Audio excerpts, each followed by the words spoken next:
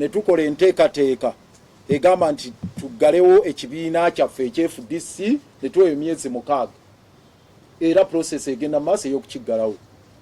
Ba delegates conference ba delegates member ba delegates conference baatuula wano mu delegates conference be bannyini kibiina ne basalawo okusinziira ku article 36 eFDC constitution nti ekibiina kyaffe tekikyali ku mulamwa kiwambiddwa tukiggalewo tutandike ekirala.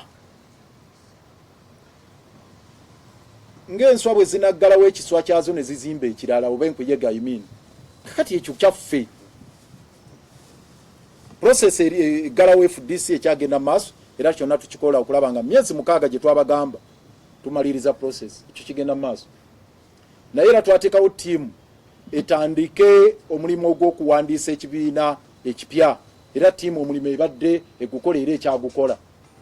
Ng'ennaku z'omwezi 27 omwezi oguwedde bammemba baagenda mu Electoral Commission ng'etteeka bwe liragira mu kawaayiro namba 6 ne namba 7 aka Political Parties and Organizations Act ya 2005 kalaga nti bw'oba onooba owandiisa ekibiina olina okugenda mu Electoral Commission n'ofuna form okusinziira kawaayiro namba 7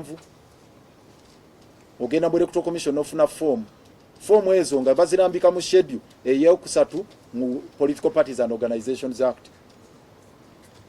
Bw'omala okufuna forms ezo oddayo n'ofuna emikono 55 at least mu kimu kyakusatu mu district za Uganda zonna mikono 55 n'okola ssemateeka w'ekibiina kyo n'ofuna emikono gy'abamemba abo ne basayininga n'ofuna ne kala slogan ne simbo bw'oba ng'obyetaaga.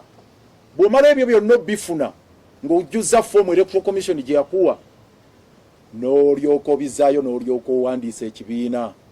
Bw'omala okubizaayo Electoral Commission ng'eranga mawulire mu nnaku 3 bagigamba obutasukka nnaku 3 ng'omaze okuwaayo empapula ezo Electoral Commission erina okulanga mu gazeti ng'egamba mu nnaku ezitasukka 14 okuva lwe balanze omuntu yenna eyemulugunya ku kibiina ekyo okwewandiisa waddembe okuleeta okwemulugunya kwe. Eyo ye process singa tewaba wajja kwemulugunya ng'Electoral Commission ekuwandiisa ng'ekuwa certificate. Process bwetyo bwetambula.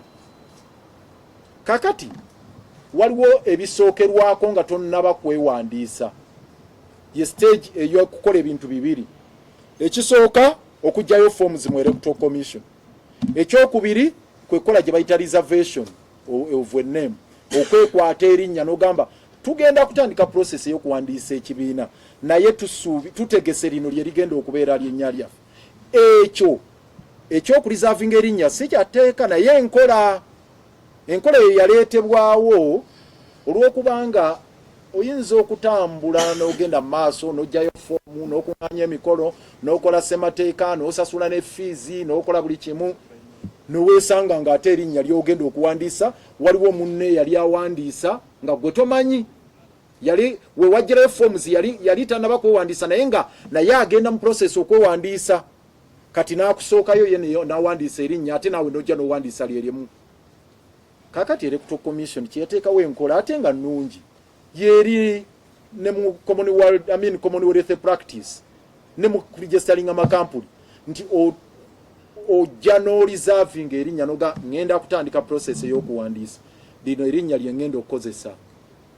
Mbadde nsaba bw'wabaawo mulala najja talikozesa naye libeerako time frame. Togenda n'oliserving erinnya ne weebaka n'otuula eyo bw'olikwata emyaka 10 oba 2 kuba 10 era oluddangayo kabaga eri wali yali yekwata ne bw'aba yafa dda. So kyeba amateeka kigava gateekawo enkola nti erinnya eryo lireserving omwezi gumu. Reserving si teeka ekyo nyogera si kyateeka kuba etteeka eriga reserving teririyo naye ne practice yateekawo ekyo. Kale mu company zero ekyo kyo olina okureservinga time bwegwako nga bagamba lyaweddeko biwaliservinga byaweddeko tojja kusibirayo bantu. Kakati ng'ennaku z'omwezi 27 nga tugendera ku resolution yaffe ya delegates conference abantu abava wano bamemba abakulembeze ab'ekibiina betubasomedde awo 12 baasituka ne bagenda mu office electoral commission ensonga nga 2 esooka kujjayo forms ekyokubiri kwekwata linnya electoral commission ne baga nti mugende tumale okwetegereza bino bye mutaddeko wammanga tujja babuulira baga omutuwe forms tugende ffe tunonye forms baga nti tujja zibawa ne bavaayo tebaali babi era tebakomplaininga nnyo katuba tuli awo ng'ennaku z'omwezi 3 omwezi guno ng'electoral commission ewandiise ebbaluwa ng'ega nti mwagambye nti mugenda kuwandiisa ekibiina kye bayita People's Front for Freedom era ne muteekako kala white ne blue royal blue white ne royal blue naye twesanze nga waliwo ekibiina kye bayita People Power Front sikinaba kuwandiisibwa naye nakyo kyali reserving erinnya kiri eyo nakyo kiri ku nteekateeka za kuwandiisa ekyokubiri nti eno kala white ne royal blue zifaanana ez'FDC n'olw'ensonga eyo tetugenda genda mu maaso nakubawa bye mwetaaga okutuusa nga mutuukiriza amateeka ago section 6 ne 7 obuwaayiro obwo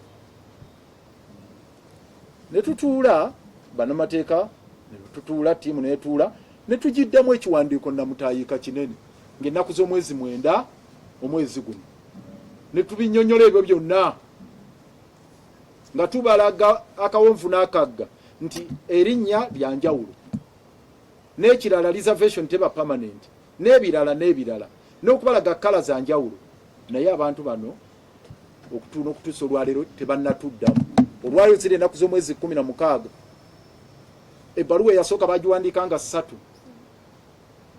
ne tuddamu nga 9 tebannatuddamu wiiki namba kati kyetuvudde tuvaayo olwaleero tuddemu tubagambe bino wammanga ekisooka tubannyonnyola amateeka nti namba emu okulizavinga erinnya yes kituufu kyetaagisa naye si kyabuwaze si kyatteeka ekyokubiri omuntu yenna ayagala foomu bw'abanga aginonye electoral commission teyina nsonga yonna gyeyinza kuwa kumugaana kumuwa foomu kasita aba munnayuganda ng'aweza emyaka 18 ne bw'aba omu bw'ati electoral commission evunaanyizibwa omuwa foomu okujjako bwaddayo okuzzaayo foomu nga bamugamba otuukiriza bino wammanga mu kawaayiro 7 kawaayiro namba 6 ne namba 7 akagamba nti olina okuleeta constitutions 2 olina okuleeta bw'oba olina kala simbo sirogani bireete ate akawaayiro namba 8 nga tebifaanana na 2 ebyebibiina ebiwandiise ne fiizi nga kweziri n'amanya nga tegafa ebyo byonna electoral commission ebitunuuliramu ku stage ng'ozizzaayo foomu ng'eriko emikono egyo gy'abantu 5 okuva mu bitundu districts 103 eza districts za Uganda zonna kati ku stage eyo bwe babitunuuliramu nga bagenda okugazeetinga bwe bamala okulaba ng'obyituukiriza nga bagazeetinga application yo nga kati awakanya vaayo naye ekyatujja enviiri ku mutwe kwe ku stage eya reservation of name n'okunona form electoral commission ng'egaana okugaba form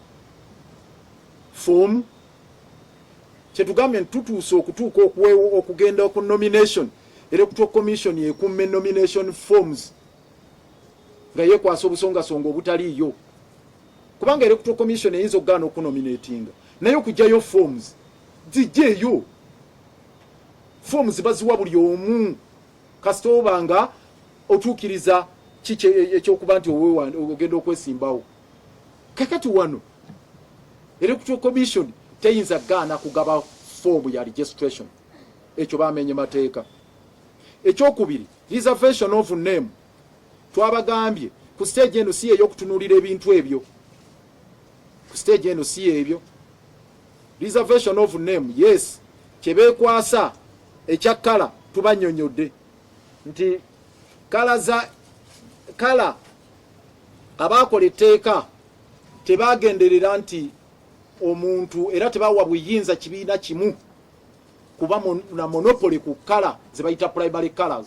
Kuba primary colors mu nsi yonna mu byafaayo okuva Katonda lwe yatonda ensi eno era ne lweribengeya ne lwerivaawo okutuuka ku nkomerero kala zigenda kubeera 3 tezijja kukyuka kuba science takyuka.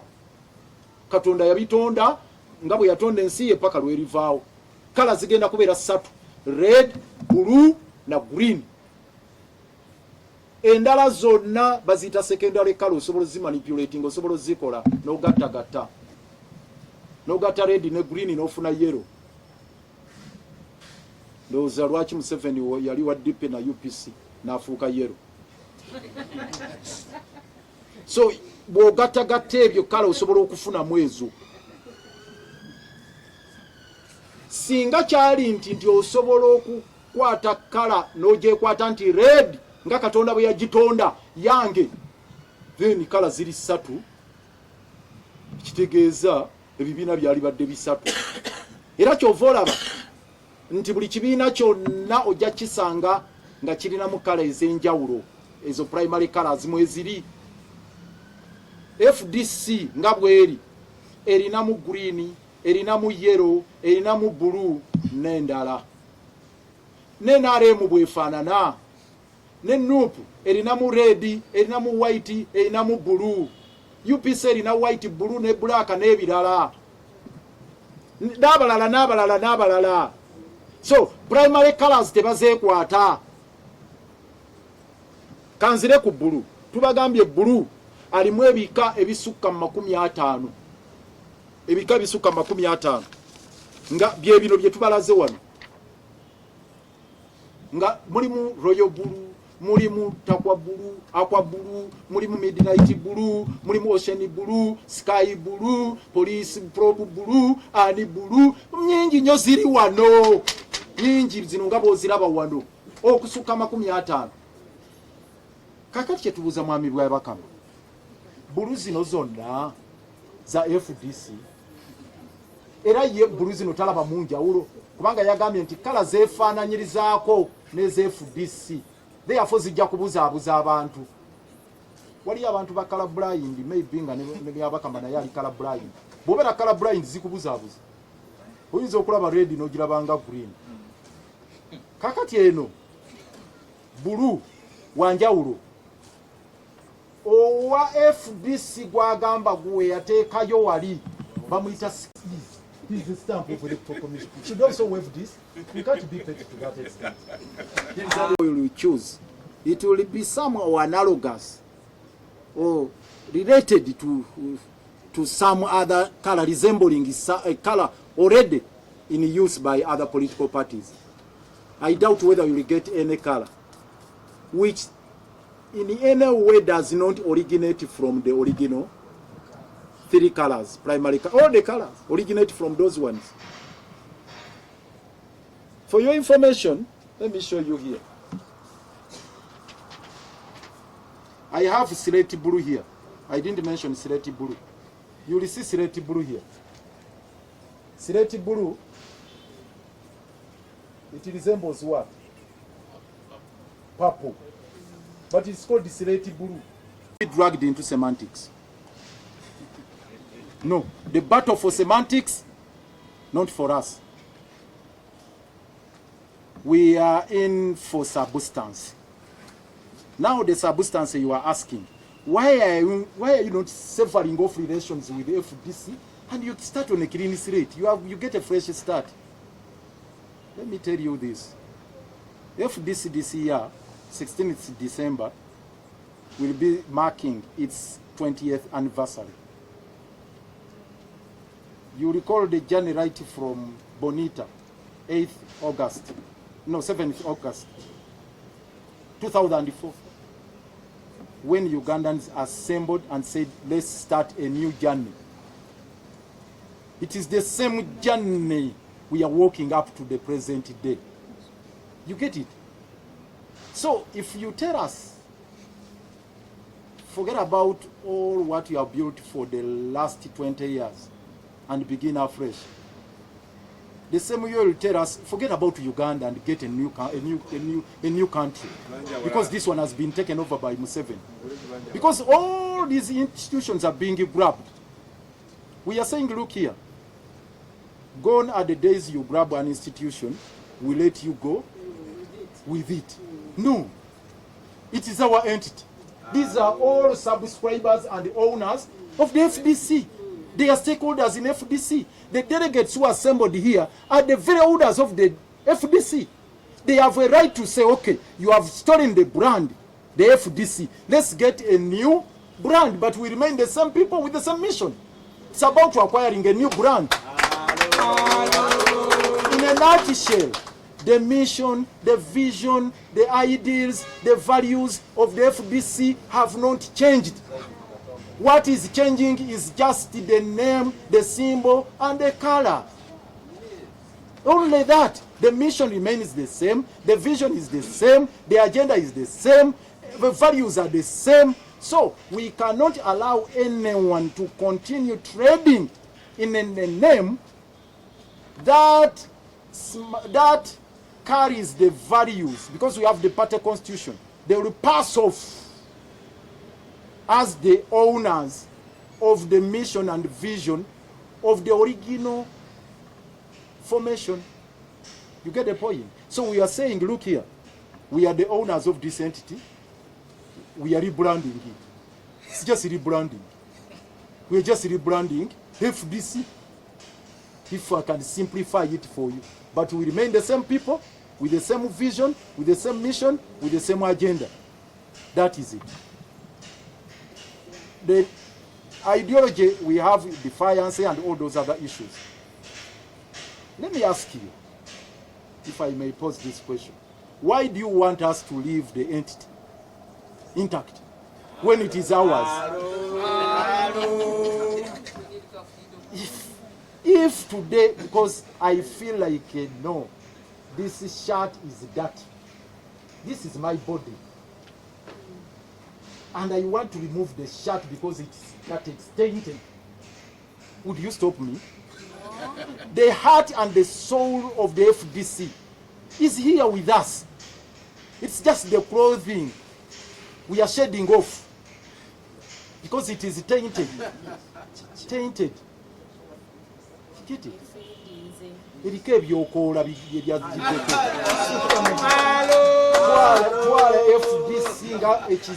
Olugoye, yes, olugoye oluli tainted, oluliko omusaayi, oluliko biki, tuddemu tutambule nga tuli clean. So that is the whole point. Actually, they are creating a notion. I'm sorry to take a lot of your time. They are creating a notion, and I've seen it being paraded around by many, including Betty Kami. Why do you want to decimate other people's party? They are creating an impression that this party belongs to Nandala or Power. No. The owners of the party assembled here. We moved across the entire country, consulted them. They all agreed in unison, dissolve the FDC. It is their party they are dissolving. It's like this is our house here, Katonga. If we want to demolish this house, would you stop us? That why don't you create another one and leave that one intact? No, you're saying no, this one, we want it down, we start a new one. It is ours. You get the point? So I don't know whether I'm communicating, whether this is making sense. And you know, this talk, it didn't get trappings the hard way. As if tuli mu kudemolishinga kibiina ky'abalala. Nti mwe lwaki mujjawo ekibiina ky'abannammwe mukibalekere baani kyaffe. To the extent that nti omuntu agenda n'abuuza Dr. Besigye nti naye gwe Dr. Besigye twakitandika oliwa South Africa.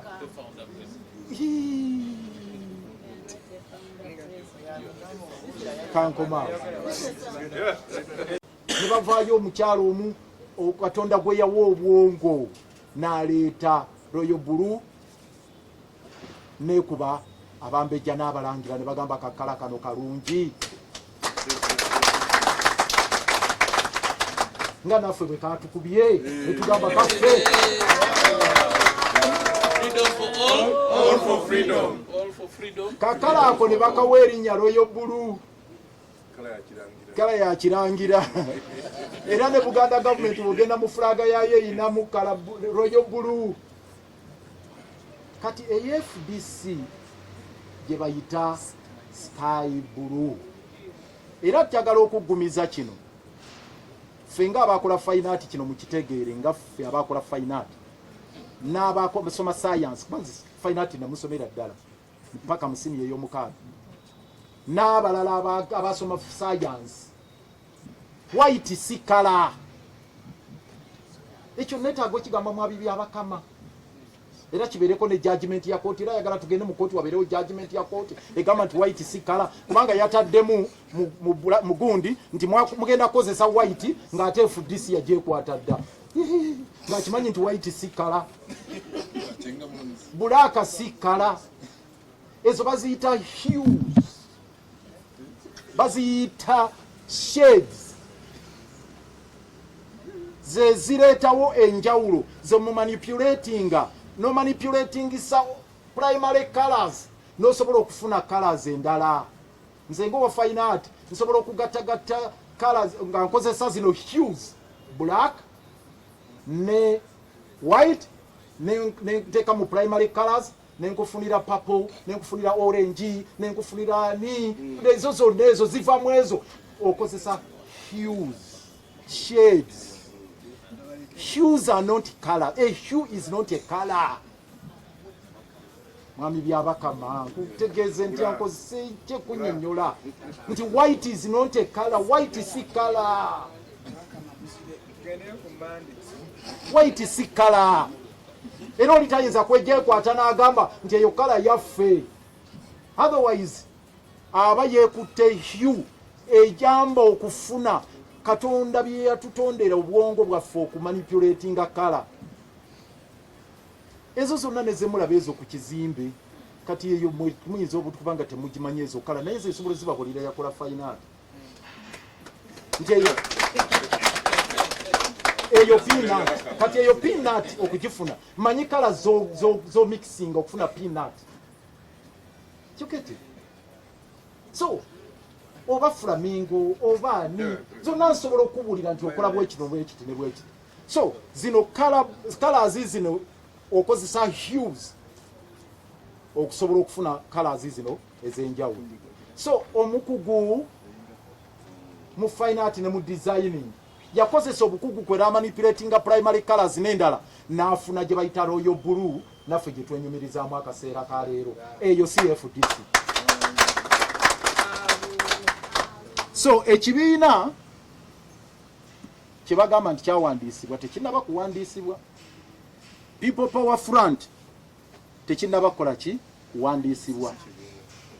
Ate ekyo nakyo kijja kufuna emiziziko mu maaso eyo kubanga bwe kibanga kikomplaininga nti kati kyeki People Power Front ate nga bw'ogenda okuligestalinga ebibiina oligestalinga omubala gwo ye slogan n'erinnya. Nupu ekozesa omubala gwaki People Power. Kati bw'ojjako kali ka front oba osigaza mubala gwaki gwa nupu. Bwe baba nga be bagenzeemu nabo bennyini bali ku plagiarism eya nupu. Naye eyo nga tuvuddeyo nti amannya gano tokkirizibwa ku patentinga leeta nti P yange L yange D yange. Kati balinga abagamba nti PP kubanga ze zifaanagana zokka. Tulina People's Front for Freedom ne PPF. Kakati ezifaanagana ziri P ne F. Balinga abagamba nti ezo P ne F bo bazeekwata. Ekyo tekiriyo mu mateeka. Otherwise singa ezo P ne F baali bazeekwata PPP ye yali sose negamba buli P yonna weesangibwa yaayo oba ekigambo peoples bw'ogamba nti kikyo word kikyo nti wakyekwata People's Development Party yaligambe toteekako kigambo peoples. Ne UPC yaligambe Uganda People's Congress toteekako nani bonna People's Development Party ani people byonna kakati ne Democratic bwobanga ogamba nti wakyekwata waliyo SDP erimu DP waliyo DP serefu yatandikibwawo waliwo neki ne PDP bwogamba nti ebyo bimaze byonna obyekutte therefore tewagenda kubeerawo manya gatwalibwa balala. So n'olw'ensonga eyo People Power Front kyanjawulo nnyo from People's Front for Freedom. In any case bo tebalinamu kigambo freedom tebalinamu. So n'olw'ensonga eyo nti kakasonga nako kanafu naye tubagambye nti bo bakyekwata paka ddi era commission egamba nti erinnya balyekwata paka ddi we bateewandiisa n'ebirala ebiri omu. Naye kamalirizeyo kiri ekya primary colors. FDP ye yasooka ng'erina green, UPC nebeera ng'erina red, FDC nejja nefuna blue. Kati olwo ebibiina byali badde biweddeyo completely. Kubanga ezo primary colors emeka esatu naye bakawandiika 40 ziri zonna kale endala ziva mu ezo nga ne royo blue mweva. Bwe tunagenda ne tusingako wano tujja genda kubanga kati sitwagala bamalira budde tujja kulaga mwambi abakama eyakola royo blue yagatta colors meka ajja kwewuunya n'okwewuunya.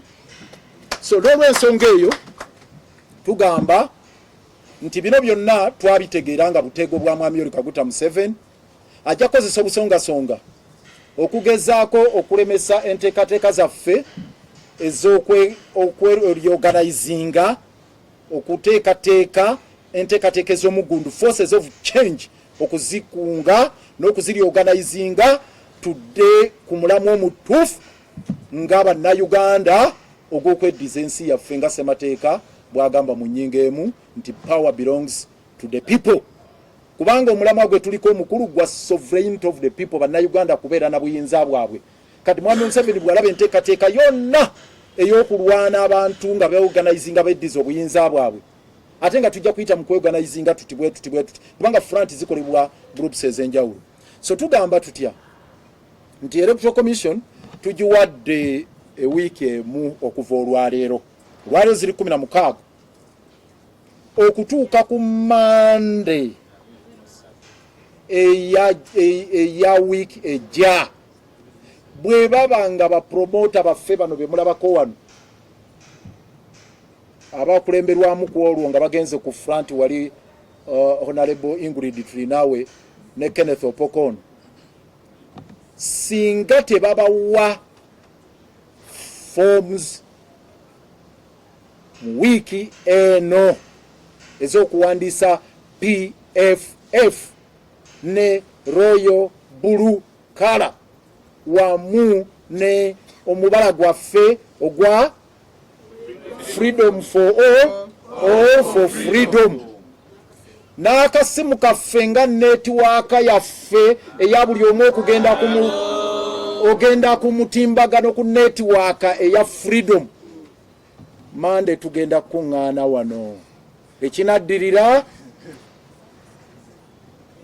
be banaamanya ebyokukola bingi ffe bye tulina mu mateeka naye ku Mande tukomawo wano singa weekend eggwako nga tebabituwadde ng'erinnya lyaffe balirizavinze ne symbols ezo nga balizirizavinze ne slogan bagirizavinze ne form nga baziwadde ba promoters. Olutalo sinziggu lutandika ku Mande wano wennyini ku ssaawa 4 ez'okumakya. Mwebale nnyo mwebalire ddala. Struggling, they have a credibility crisis. That's why they are struggling with the perception. They are indulging in a lot of petty issues which are just form, not content. Perception, not reality, not substance. For us, we are for substance, not perception. We are not here to appease or please anyone. whether we are legitimate, whether we are lawful, whether we are what we are pursuing is just and well appreciated by the people. That is a judgment for the people. You get it?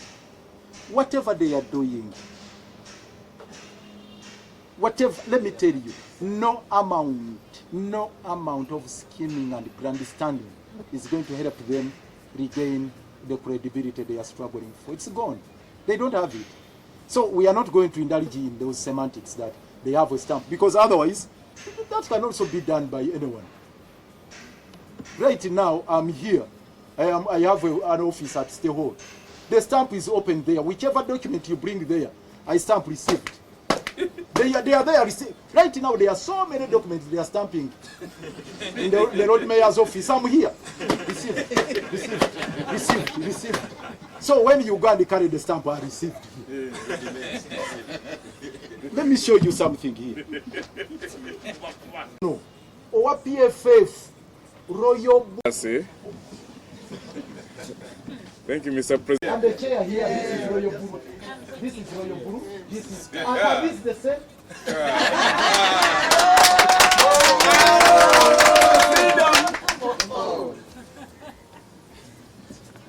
Now we are done with the colors. With regards to the alleged similarity to the names between the People Power Front and the People's Front for Freedom, we find this as the most ridiculous and unpalatable contention. To begin with,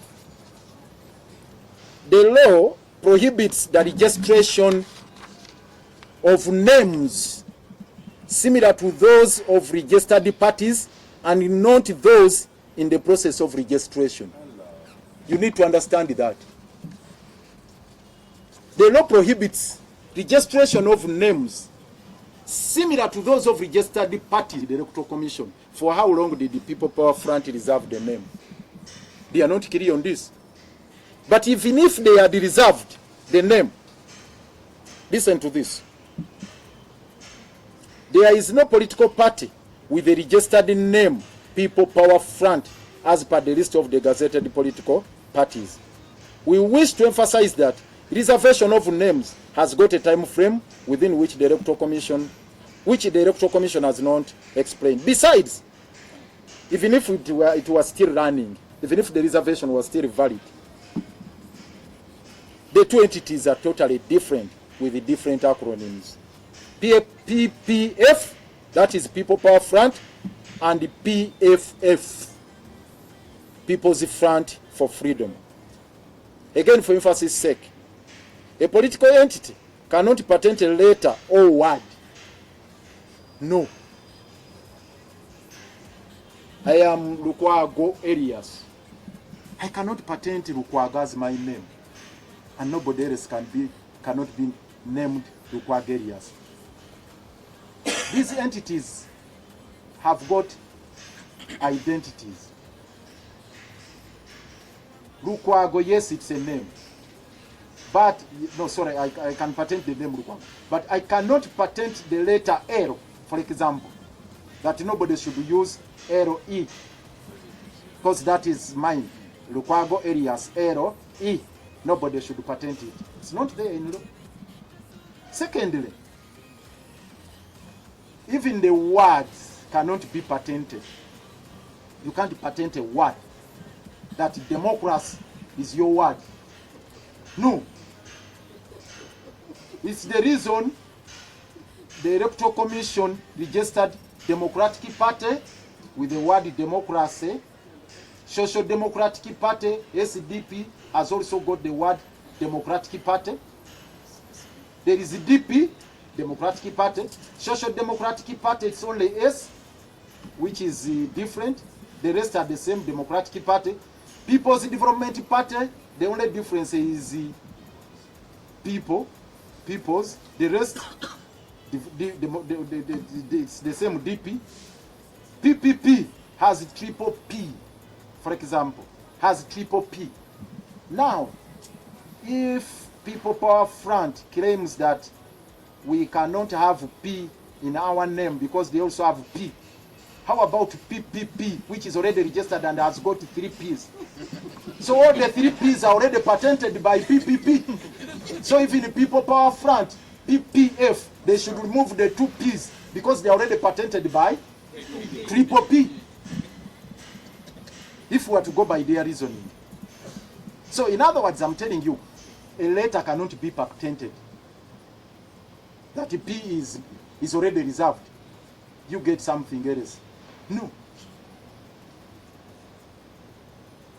So in this particular case, we are finding this to be ridiculous. This is our conclusion. The examples are endless. I don't want to waste a lot of your time. In the premises, this is our position now. It's abundantly clear that the aforesaid frivolous and vexatious contentions are only employed as a veil by the Electoral Commission to mask state-orchestrated machinations intended to scuttle our unwavering efforts at reorganizing the forces of change and giving direction to the liberation struggle. That is the only thing. That is the only intention. They are using it as a facade, as a mask, as a cloak to conceal the state-orchestrated machinations of scattering our efforts at reorganizing the forces of change to give direction to the liberation struggle. That's the only reason. What do we intend to do? Because that is now our judgment. That is our finding. Now our judgment. No, that is our judgment final. What is our final call?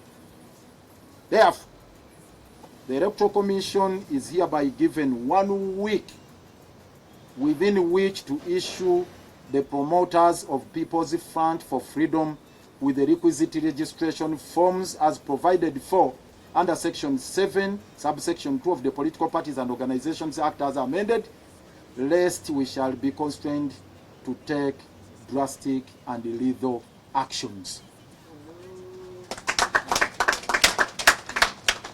So I need to repeat this.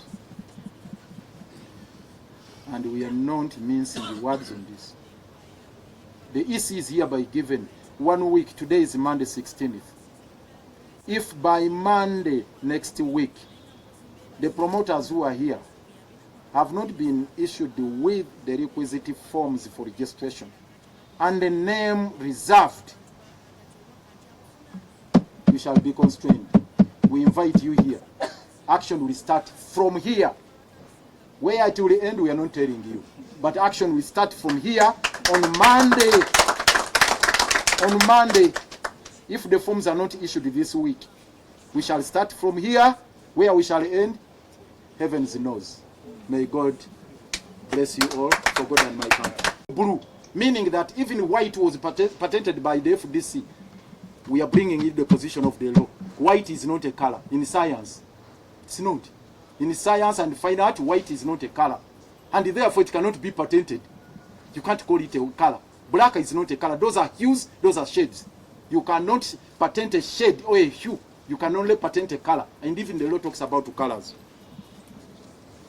And for clarity purposes, why blue? We shall have time to explain this royal blue. And we want to make a point that nobody, no one is going to stop us from using this royal blue. Nobody. I want to assure you. Royal blue, we have emotional attachment to it already. The genesis of it is quite very rich. We want to explain this. If you were to dig into the records, the history, the genesis of royal blue, it wasn't there before. Those primary colors are created by God. Blue was not created by God.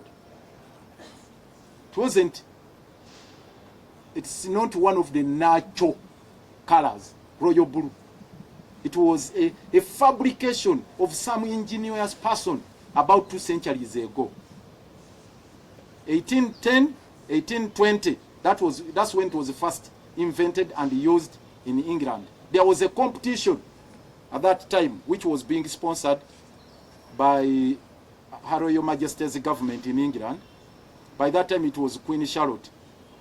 And they wanted the robes, unique, elegant, incredibly credulous robes. And a competition was sponsored. Some prolific artist or designer came up with this color, which was so stunning and striking, and the Queen loved it. That person won the bid, won that prize of surprising, rather the bid of supplying that unique robe for the Queen. She ruled 1744 to 1818. That was the reign of Queen Charlotte. But in 1810 to 1820, that is the period when it was first used, royal blue. Since then, it has been associated with the royal paraphernalia in England. Even in Buganda here, the Buganda government has that royal blue. Are you going to stop them from using it? Because under Section 8, actually under Section 8, there are those prohibitions, Section 8 of the Political Parties and Organizations Act. For those who are colorblind, like Byabakama, this is royal blue. This is not sky blue. This is royal blue. And the law can only be applied by reasonable people. You know, in law we talk about a reasonable person. A reasonable person is that person who is objective in their assessment of the situation. So, if the Electoral Commission is unreasonable, is irrational, is not objective, then that is up to them. The objective test they have to use is royal blue, the same as sky blue. This can even be seen by a lay person. I don't want to use this example. My dear sister here is in sky blue. You can see the trousers. I'm sorry to make reference to you. That is sky blue. This is royal blue. Even the chair is sky blue. Let me actually make a distinction so that they can see. Let me demonstrate this. If they are complaining about to use shades of blue, and the shade of blue that was patented by the FDC, now white, they are saying, thank you, member. Have here, these ones. So, you'd find, you mean CG to register our apologies for starting a little late, but of course it was not without a reason. And we tend to be very brief. We prepare the text for you. You will pick the details from there. I'll straight away proceed to read the statement for and on behalf of all my colleagues who have assembled here this morning. You recall on the 19th day of last month, we assembled at this very place. We had a delegates conference and we were assigned with a twofold task. One, to pursue the process of dissolving the FDC. Two, to cause registration of a new political entity. Today we do not intend to address you on the process of dissolution, but all we are telling you, it's on course, it's ongoing. You are aware the notice was issued, and the team in charge of the same are working around the clock to ensure that we meet the deadline of 6 months. But specifically, today's presser is about the registration process of the People's Front for Freedom. And this is the statement. Article 29(1)(e) and 38 of the Constitution of the Republic of Uganda guarantee the inherent freedom of all Ugandans to freely associate and form or join associations, which inter alia includes political parties and other civic organizations, and generally participate in the governance and public policy matters or affairs of their country. This fundamental right is further reinforced by the provisions of Article 72, Clause 1 and Clause 2, which state as follows. Every person has got a right to form a political party or other organizations. That is the right which is created under Article 72, Clause 1 and Clause 2. Every person has got a right to form a political party and other political organizations. B, an organization shall not operate as a political party or organization unless it conforms to the principles laid down in the Constitution and it is registered. The procedure for registration of political parties is well stipulated under sections 6 and 7 of the Political Parties and Organizations Act as amended.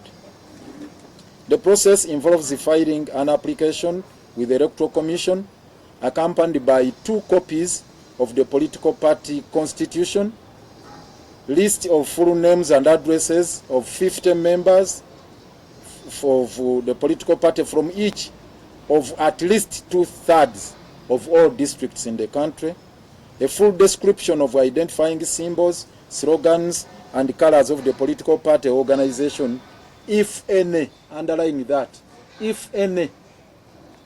You may register a political party without colors or symbols. And obviously the last requirement is registration fees.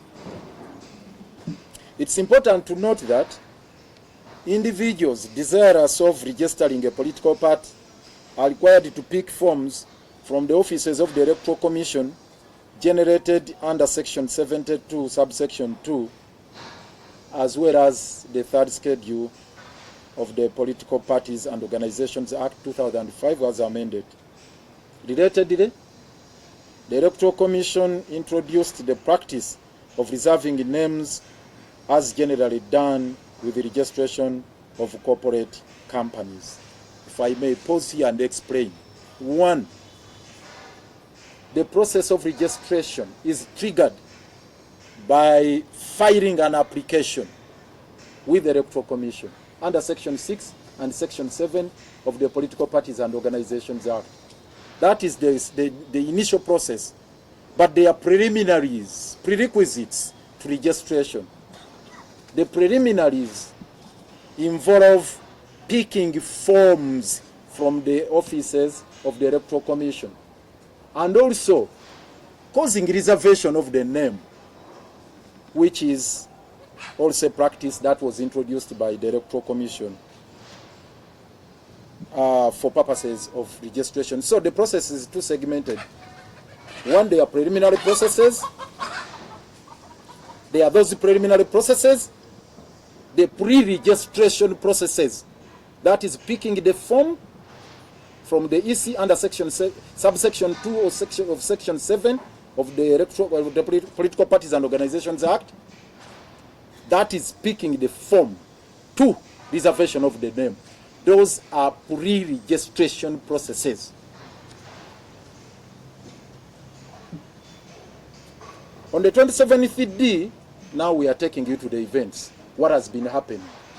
On the 27th D of August 2024, a delegation of 12 leaders from Katonga embarked on the preliminary process of causing registration of the People's Front for Freedom, whereof they approached the offices of the Electoral Commission for purposes of reserving the name for registration of the said entity and also pick the requisite forms. 27th of last month, 27th August. That's when this delegation appeared before the Electoral Commission.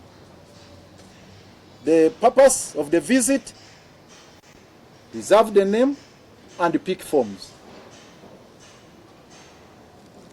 They carried along with them the following a document which had the following attributes of the party and the paraphernalia. The name of the party, People's Front for Freedom. Color, white and royal blue. Symbol, fawn. Slogan, freedom for all for freedom. Freedom for all for freedom, all for freedom, freedom for all. That is the slogan that was taken there.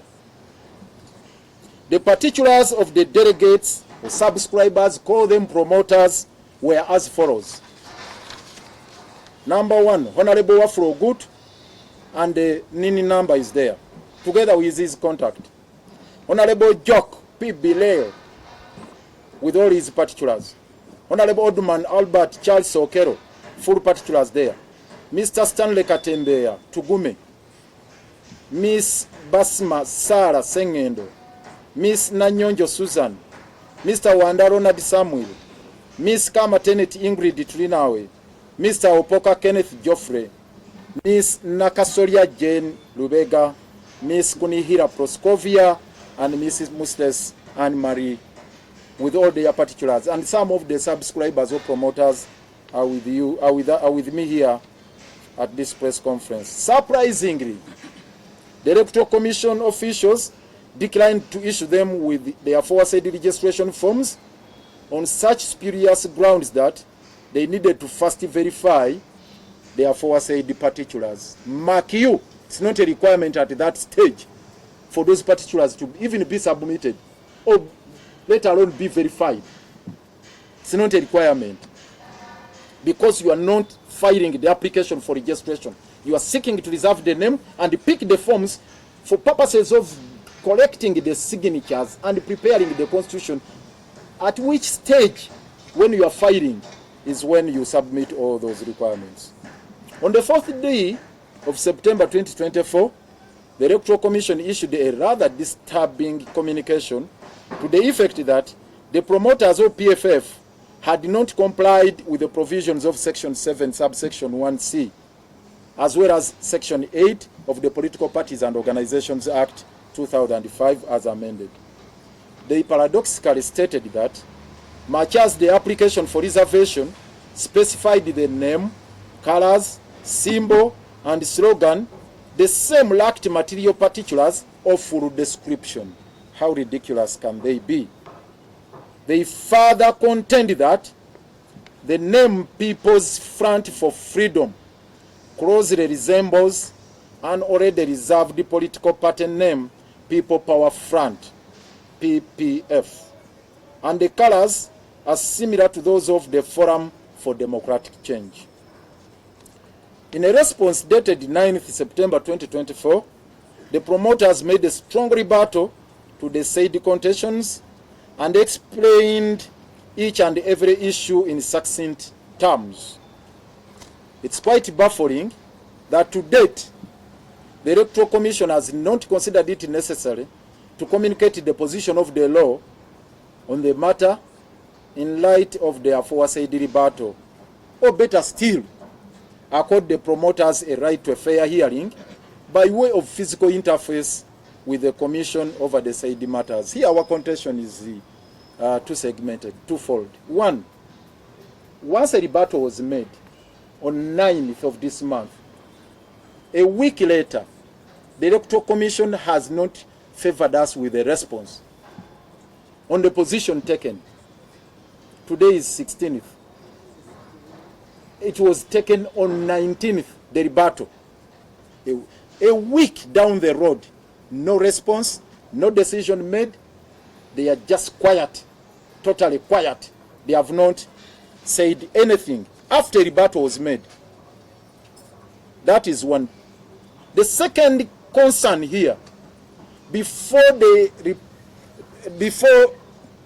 impanned letter was issued by the Electoral Commission, they ought to have at least summoned the promoters to accord them a right to a fair hearing. Please appear before the EC and substantiate your application to reserve the name and move the Commission to issue with the forms. In other words, they ought to have put, maybe if they were in doubt, they ought to have put the promoters to task. First of all, to answer all these questions, but also to show cause why they should be issued with the form, if at all it was necessary. And to us, we are saying it is absolutely not required under the law for the EC to raise any issue. Once you appear there and ask for a form under subsection 2 of section 7 of the Political Parties and Organizations Act, you show up before the EC like, here I am a Ugandan, I'm a citizen, I'm of majority age, I have a right under Article 29 to form a political party, and under Article 72 of the same Constitution, they are obliged to issue with a notice, with a form rather, with a form. Now, they indulged in that kind of ping-pong, which we shall explain later here. Be that as it may, we need to restate our position as follows. Number one, reservation of a name before registration is desirous but not mandatory. There is no provision in the Political Parties and Organization Act that makes it a requirement for a person desirous of registering a political party to reserve the name. But it's a well-accepted practice and corporate practice. If you want to register a corporate entity, like under the company's law, it's a good practice to reserve the name. And generally, we have no objection to that because it's a practice, but it shouldn't be used as an encumbrance, as an obstacle. That once you have not reserved the name, then it becomes a problem. Let me tell you, the reason for reservation of the name is for purposes of guarding yourself, not to indulge in a process without notifying the EC that you have started on the process. Along the way, after collecting the signatures and gathering all the necessary requirements, you appear before the EC and tell you, by the way, there's been somebody else who has also pursuing a similar process, registering the very, very political party you want to register here. That would be so injurious to you, having indulged in that kind of futile exercise. So it's the reason there is that practice of reservation of names, so that you move in a harmonized manner. You act on an informed point. You start on from an informed position that, look, this is what is existing. But it's not a clog on the process of registration. In this case, the Electoral Commission is saying, for you even to reserve the name or even get forms to start the process of registration, you need to first bring the color, the logo, the symbol, the slogan. Maybe they also want the Constitution at that stage to be furnished, which sounds quite gibberish.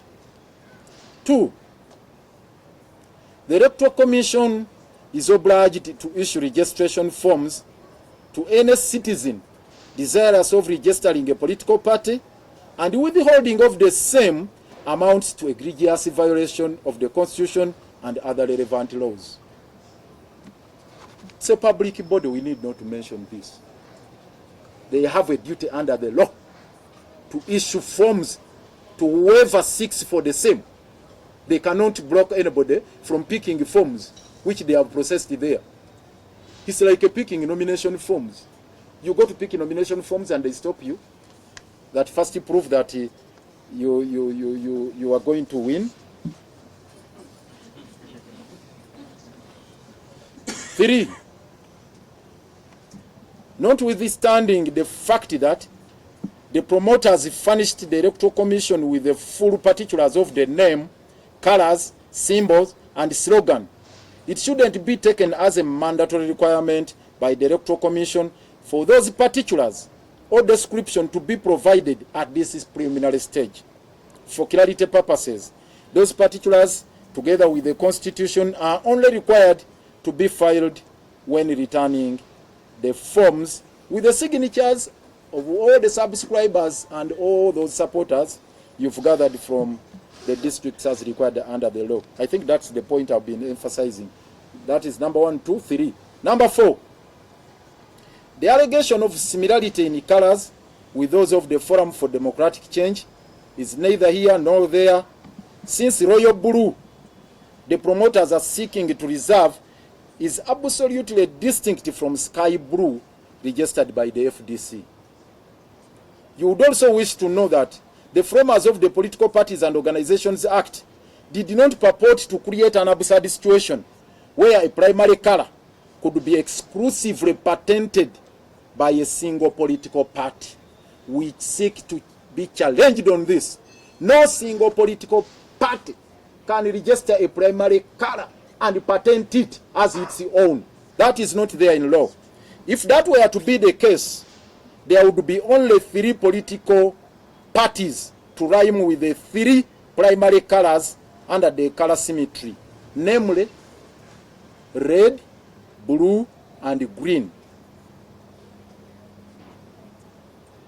Let me tell you this. We want to emphasize this. There are only 3 primary colors: red, blue, and green. Those are the original primary. The rest are secondary colors. So look at that absurd that would be created. Today we have over 40 political parties registered. So if each primary color belonged to a particular political party, if a political party had monopoly over a primary color, then we would have only 3 political parties. Would that be the intention of the framers of the Political Parties and Organizations Act? Oh, the progenitors of our Constitution 1995? Was that the spirit behind the law? Certainly no. So, it's the reason you have varied shades of red being registered by different political parties. You would find the NOP with some shade of red. You would find the UPC with a shade of red, and many, many others, as we shall explain here. You would also wish to know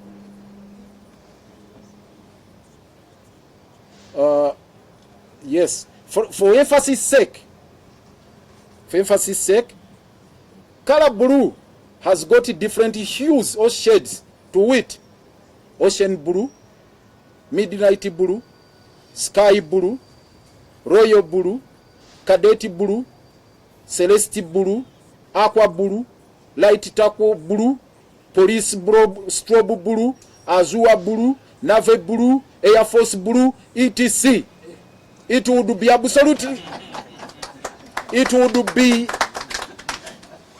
would be absolutely hogwash for one to suggest that FDC patented all the shades and hues of blue.